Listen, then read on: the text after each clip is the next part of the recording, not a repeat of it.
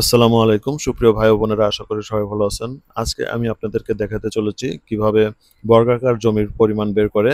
তো এখানে বর্গাকার বর্গক্ষেত্রের একটি সংজ্ঞা দেওয়া রয়েছে, আপনারা একটু খেয়াল করুন। অর্থাৎ যে চতুর্ভুজের ৪ টি বাহুই সমান ও সমান্তরাল এবং প্রতিটা কোণই সমকোণ তাকে বর্গক্ষেত্র বলে, এবং বর্গক্ষেত্র নির্ণয়ের যে সূত্রটি রয়েছে সেটি এখানে দেওয়া রয়েছে। বর্গক্ষেত্রের ক্ষেত্রফল নির্ণয়ের সূত্র হচ্ছে ১ বাহু স্কয়ার। তো আপনারা খেয়াল করুন, এখানে একটি বর্গক্ষেত্র আঁকা রয়েছে যার প্রতিটা বাহুর দৈর্ঘ্য হচ্ছে ৮০ ফিট বা ৮০ ফুট।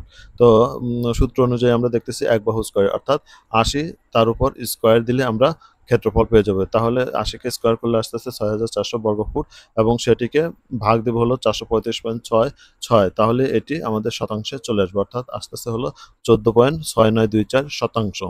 এটিকে আমরা অন্যভাবেও বের করতে পারি, অর্থাৎ এই চতুর্ভুজটাকে আমরা ২ টা ত্রিভুজে বিভক্ত করে এর ক্ষেত্রফল বের করতে পারি। অর্থাৎ এই সোজা এই একটা ত্রিভুজ, এবং খেয়াল করুন এই একটা ত্রিভুজ।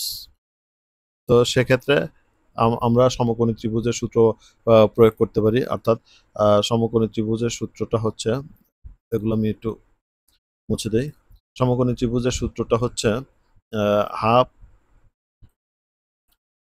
হাফ ইন্টু ভূমি। ভূমি হচ্ছে এখানে ৮০ গুণন উচ্চতা, উচ্চতাও এখানে ৮০। তাহলে এই টোটাল গুণ করলে আমরা একটা ত্রিভুজের মান পাবো। যেহেতু ত্রিভুজ দুটোই সমান হবে, সেক্ষেত্রে এটাকে ডাবল ২ দিয়ে গুণ দিলে আমরা টোটাল জমির পরিমাণটা পেয়ে যাব। তো ক্যালকুলেটর ব্যবহার করে আমি আপনাদেরকে দেখাচ্ছি। সেক্ষেত্রে এটি আমি মুছে নিচ্ছি। তাহলে ক্যালকুলেটরটা ওকে, খেয়াল করুন। তাহলে আমরা পাচ্ছি হলো ৮০ গুণন ৮০, অর্থাৎ ভূমি গুণন উচ্চতা, ভাগ ভাগ ২, অর্থাৎ হাফ। ওকে, তাহলে ৩২০০, অর্থাৎ একটা ত্রিভুজের